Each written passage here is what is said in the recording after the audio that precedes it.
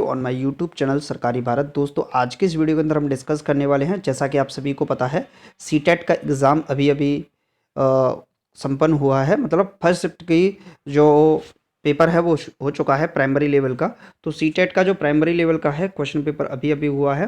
तो स्टूडेंट जो बाहर निकल के आए हैं उनको जो क्वेश्चंस याद थे उनके द्वारा भेजे गए थे। तो जो भी क्वेश्चंस आपके एग्जामिनेशन में आज के पेपर में पूछे गए हैं लगभग 99.99% ये सवाल क्वेश्चन थे जो कि आपके एग्जामिनेशन में पूछे गए। तो एनालिसिस करते हैं हम किस प्रकार के क्वेश्चंस आज के पेपर में पूछे गए हैं। दोस्तों हम जो एनालिसिस आपको कराने वाले हैं ये मैथ्स के क्वेश्चंस का कराने वाले हैं, गणित के प्रश्नों का कराने वाले हैं कि कौन कौन से गणित के सवाल आज के पेपर में पूछे गए। साथियों अगर आप सीटेट की तैयारी कर रहे हैं, सेंट्रल टीचर एलिजिबिलिटी टेस्ट केंद्रीय शिक्षक पात्रता परीक्षा सीटेट को इस बार क्वालिफाई करना चाहते हैं, इस बार आपने ठान लिया है कि पेपर हमें निकालना है कम से कम 120 प्लस का तो स्कोर सोचा है, तो आप एनालिसिस को जरूर देख के जाइएगा। इससे आपको बहुत ज़्यादा बेनिफिट पेपर में देखने को मिलेगा। तो अगर आप भी सीटेट की तैयारी कर रहे हैं, सेंट्रल टीचर एलिजिबिलिटी टेस्ट केंद्रीय शिक्षक पात्रता परीक्षा, अगर टीचर बनना चाहते हैं, अभी तक चैनल को सब्सक्राइब नहीं किया है तो सबसे पहले चैनल को सब्सक्राइब करके इस वीडियो को अपने साथियों के साथ शेयर करना बिल्कुल ना भूलिएगा। तो चलिए फ्रेंड्स स्टार्ट करते हैं आज की इस वीडियो को अपने पहले प्रश्न के साथ। तो आज का अपना पहला सवाल है, देखिए क्वेश्चन आपकी स्क्रीन पर होगा और अगर आपको आंसर आता है तो आप लोग कमेंट बॉक्स में आंसर लिख सकते हैं। आज का अपना सवाल है, बिंसी प्रतिदिन लगभग 3 घंटे अखबार पढ़ती है, आज उसने 2 घंटे 55 मिनट में अखबार पढ़ना पूरा किया, तो उसके कितने सेकंड में अखबार पढ़ा। मतलब डेली अगर वो अखबार पढ़ती है तो 3 घंटे में अखबार को पूरा पढ़ देती है। आज क्या किया उसने, अखबार पढ़ने की शुरुआत की, 2 घंटे 55 मिनट लगे उसे पूरा अखबार पढ़ने में। क्लियर है, उसने कितने सेकंड अखबार पढ़ा ये आपको बताना है। देखिए टोटल मिला के 2 आवर 55 मिनट लगी। तो पहले 2 आवर को देख लेते हैं। 1 घंटे में कुल मिलाकर कितनी सेकंड होती है, 3600 सेकंड होती हैं। ये तो हमको याद होना चाहिए भाई। 1 घंटे को मिनट में बदलोगे तो 60 और मिनट को सेकंड में बदलोगे तो 60 का मल्टीप्लाई, तो 3600 सेकंड होती हैं कुल। 2 घंटे में फिर 3600 सेकंड हो जाएंगे, तो कुल मिलाकर 7200 सेकंड तो ये बन गई आपकी। क्लियर है, आप ऐसे सीधा सीधा कर सकते हो। अब यहां पर देखोगे तो 1 घंटा इसको कंप्लीट मान लेते हैं अभी हम, तो कितनी होती है 3600 सेकंड होती है इसकी भी, लेकिन 5 मिनट कम है। तो 1 मिनट में 60 सेकंड, तो 5 में कितनी हो जाएंगी, तो 5 छक्के 30 यानी कि 300 सेकंड कम कर दीजिए, यानी कि ये 3300 सेकंड बन जाएंगे। तो 7200 और 3300 सेकंड कितनी हो जाएंगी, तो ये बन जाएंगे 7200 और 3300, तो ये बन जाएंगे 10,500 सेकंड। कुल कितनी सेकंड बनेंगी, तो कुल मिलाकर अगर सेकंडों की संख्या बात की जाए 10,500, तो 10,200 गलत है, 10,800 गलत है, 10,850 गलत है। ऑप्शन नंबर बी आपका इस सवाल का सही जवाब हो जाएगा, 10,500 सेकंड होंगी। मतलब कुल अखबार को पढ़ने में जो सेकंड लगेंगी 2 घंटे 55 मिनट, जिसका मतलब होगा 10,500 सेकंड। क्लियर है फ्रेंड्स, चलिए नेक्स्ट क्वेश्चन देख लेते हैं। नेक्स्ट क्वेश्चन आपकी स्क्रीन पर आ गया है, लगाइए इसका राइट आंसर क्या होगा। बहुत आसान सवाल है, ऐसे प्रश्नों को सीटेट रिपीट भी करता है, तो आप लोग इस क्वेश्चन को थोड़ा सा ध्यान से देखिएगा। क्वेश्चन है, 5 मित्रों की औसत लंबाई 150 सेंटीमीटर है, यदि इनमें से 4 मित्रों की औसत लंबाई 155 है। तो 4 मित्रों की लंबाई को ऐड कर लेते हैं, तो 153 प्लस 150 प्लस 151 प्लस 147 प्लस 5वें मित्र की उम्र को मान लेते हैं हम, लंबाई को मान लेते हैं, माफ कीजिएगा, x बराबर कितना है 150 औसत है, तो 150 गुणा 5 कर देते हैं ताकि आपका बराबर इक्वल हो जाए।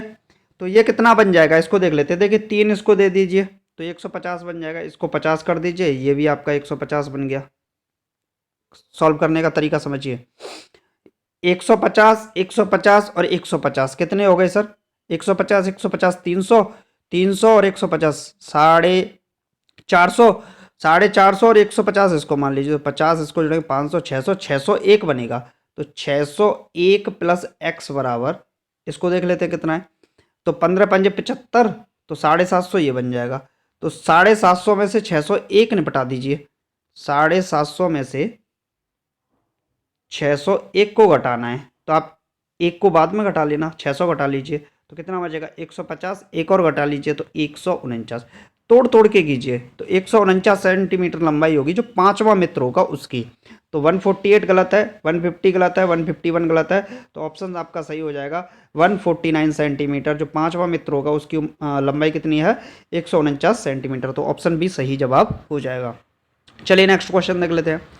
नेक्स्ट क्वेश्चन है, द प्रोडक्ट ऑफ 0.013 एंड 0.07 का गुणनफल क्या होगा? तो 0.013 मल्टीप्लाई बाई 0.07, तो 13 सत्ते 91। सबसे पहले तो इस 91 को लाओ, इसके आगे एक डिजिट, इसके आगे एक डिजिट, तो 2 जीरो ये बन जाएंगी आपकी।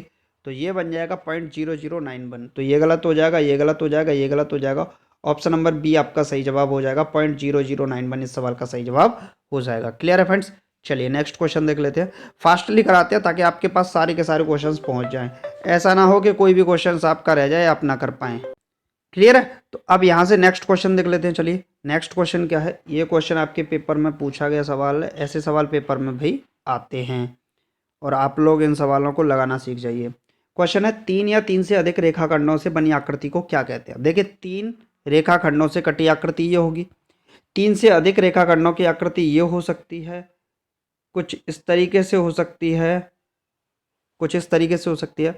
तो ये एक परिभाषा होती है, ना तो ट्राइंगल की होती है, ना क्वाड्रिलेटरल की होती है, ना पॉलीहेड्रॉन्स की होती है। ये जो परिभाषा होती है वो होती है पॉलीगन की।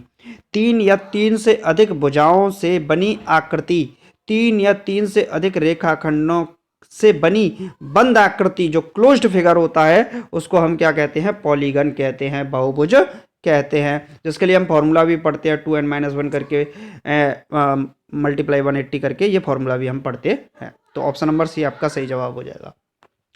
नेक्स्ट है, एक मोबाइल फोन के कीपैड पर दी गई संख्याओं को यदि गुणा किया जाए तो गुणनफल क्या होगा? देखिए बहुत सारे स्टूडेंट करते हैं sir 1 multiply 2 multiply 3 multiply 4 multiply 5 multiply 6 multiply 7 multiply 8 multiply 9, और यहाँ तक करके चाहे तो बी ऑप्शन पे टिक करते हैं या ए ऑप्शन पे करते हैं, लेकिन ऐसा आपको कुछ नहीं करना है ना, या फिर आप यहाँ पर सी पे लगाते हैं। मतलब कुछ भी ऑप्शन हो सकता है मल्टीपल से, लेकिन कीपैड पर आपको याद रखना है कि एक जीरो वाला नंबर भी होता है। अगर आप जीरो का मल्टीप्लाई करोगे तो ये सारे के सारे डिजिट क्या हो जाएंगे? जीरो हो जाएंगे। तो आपका ऑप्शन जो सही हो जाएगा डी ऑप्शन इस सवाल का सही जवाब हो जाएगा। क्लियर है फ्रेंड्स? क्योंकि मोबाइल का जो कीपैड होता है उस पर जीरो डिजिट भी जीरो नंबर भी होता है। क्लियर? चलिए नेक्स्ट क्वेश्चन देख लेते हैं। नेक्स्ट क्वेश्चन आपकी स्क्रीन पर है, लगाइए राइट आंसर क्या होगा। बहुत आसान सवाल है जो कि आपकी परीक्षा में पूछा गया है। क्लियर है फ्रेंड्स? चलिए नेक्स्ट क्वेश्चन देख लेते हैं। नेक्स्ट क्वेश्चन है, एक 270 सेंटीमीटर लंबी तार को आयत का रूप दिया गया। मान लीजिए कि ये कोई तार थी, ये वाली, इसको ही मान लीजिए, और इसको आयत का रूप दे दिया। यदि इस आयत की चौड़ाई 50 है तो ये भी 50 होगी, 50-50। तो इसकी लंबाई क्या है? तो एल, ये होगी एल होगी। भाई जितना टोटल तार था उसी से तो आयत बना है, उसी से तो आयत बना है, तो इसका मतलब 2l टोटल लंबाई, 50 और 50 100, टोटल ब्रेड्थ बराबर ये 270 होना चाहिए। तो 2l बराबर कितना आएगा? 170 आएगा। और l इक्वल टू कितना आ जाएगा? 170 का आधा, तो 100 का आधा 50, 70 का आधा 35, तो 150 और 35 85 सेंटीमीटर आना चाहिए। तो जो लेंथ आपकी निकल कर आएगी वो कितनी आएगी? लेंथ निकल कर आएगी वो 85 सेंटीमीटर निकल कर आएगी, जो कि किस ऑप्शन में है? डी तो गलत है, बी गलत है, सी ए गलत है। ऑप्शन नंबर सी आपका इस सवाल का सही जवाब हो जाएगा 85 सेंटीमीटर, जो कि इस सवाल का राइट आंसर हो जाएगा। क्लियर है फ्रेंड्स? चलिए नेक्स्ट क्वेश्चन देख लेते हैं। नेक्स्ट क्वेश्चन आपकी स्क्रीन पर है, एक विभाजन के प्रश्न में भाजक भागफल का 5 गुना है, शेषफल का 4 गुना है। यदि शेषफल 5 है तो भाज्य क्या होगा? देखिए कितना आसान सवाल पूछा गया आपसे। ऐसे सवाल अब सीटेट पूछने लग गया है, कुछ पूछिए मत। ऐसे मान लीजिए कि इस तरीके से विभाजन एल्गोरिथम में आप यहाँ आएंगे। क्लियर है? विभाजन वाले भाग लगाने वाला तरीका। एक विभाजन के प्रश्न में भाजक, भाजक ये वाला पार्ट होता है, ये होता है भाजक, ठीक, और ये होता है भागफल, और ये होता है शेषफल, रिमाइंडर। ठीक है? यदि शेषफल 5 है, 5 है शेषफल, और भाजक भागफल का 5 गुना है, भागफल का 5 गुना है, मतलब इसका ये 5 गुना है, और शेषफल का 4 गुना है, तो शेषफल का 4 गुना ये कितना हो जाएगा? 20। अब इसका ये 5 गुना है तो ये कितना हो जाएगा? भागफल 4 पंजे 20, तो ये 4 बनेगा। तो आपसे भाज्य पूछा है, यानी कि ये भाज्य पूछा है। ठीक, तो भाज्य क्या हो जाएगा? भाज्य होता है भाजक गुणा भागफल प्लस शेषफल। तो भाजक 20, भागफल 4, 20 चौके 80 प्लस शेषफल 5, तो कुल मिलाकर कितना हो जाएगा? 85। और यही आपका राइट आंसर हो जाएगा। तो ऑप्शन नंबर ए गलत होगा, सी गलत होगा, डी गलत होगा, ऑप्शन नंबर बी आपका राइट आंसर हो जाएगा। 85 is the right answer of this question. Clear है फ्रेंड्स, समझ में आ गया होगा। चलिए नेक्स्ट क्वेश्चन देख लेते हैं।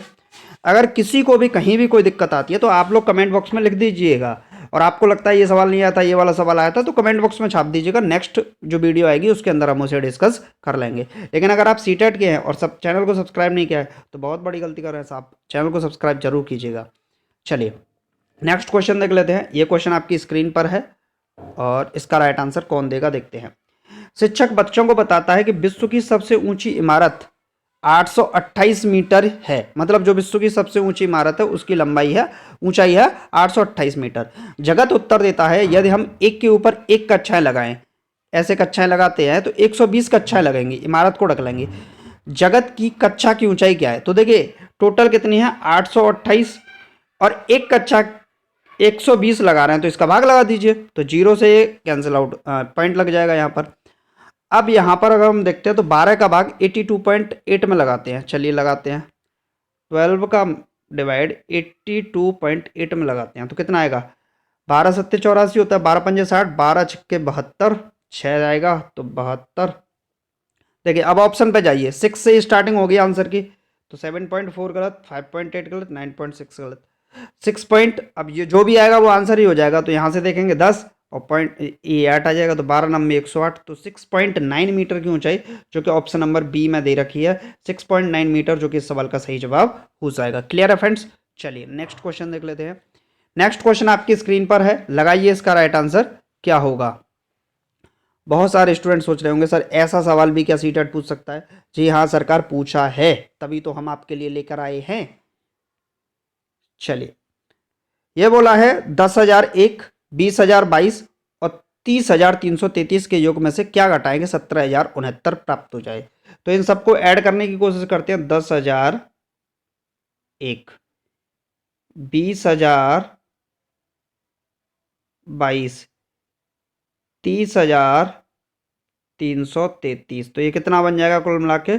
6, 5, 3, 0 और ये बनेगा 6, 60,356। तो 60,356 में से घटा दीजिए 17,069 को, तो कितना बचेगा? ये बचेगा आपका, ये बचेगा 16 में से 6 गए, 16 में से 9 गया तो 7, लास्ट की डेट 7 आनी चाहिए। A option cut, C option cut. ये बचेगा 14, 14 में से 6 गया तो 8 बचेगा, तो D option cut, B option सही हो जाएगा। तो ज़्यादा आपको करने की कैलकुलेशन जरूरत ही नहीं है, जब आप ऑप्शन से चेक करके करेंगे तो ऑप्शन नंबर बी आपका इस सवाल का सही जवाब हो जाएगा। क्लियर है फ्रेंड्स। चलिए उम्मीद है आपको वीडियो अच्छा लगा होगा। वीडियो अच्छा लगा वीडियो को लाइक कीजिएगा, और अगर आप भी सीटेट की तैयारी कर रहे हैं, सेंट्रल टीचर एलिजिबिलिटी टेस्ट केंद्रीय शिक्षक पात्रता परीक्षा की तैयारी कर रहे हैं, अभी तक चैनल को सब्सक्राइब नहीं किया तो चैनल को सब्सक्राइब कर लीजिएगा, और इस वीडियो को अपने साथियों के साथ शेयर करना भी बिल्कुल मत भूलिएगा। मिलते हैं नेक्स्ट वीडियो में friends. Thank you for watching this video.